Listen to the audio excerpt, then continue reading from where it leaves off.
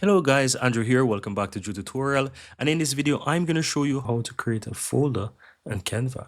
To do that, simply click on Upload on the left hand side, and you have a few options at the top here: image, videos, audio design, and folders. Click on folders, and here you can create a folder. So I'm going to click on create a folder here, give my folder a name. So I'm going to say my personal image or my images, for example, and just simply go ahead and click on continue. You can choose people or group that you want to share that with. It's really up to you if you want to do that or not. Otherwise, just leave it empty for now and click on continue. Once you do that, your folder will be created.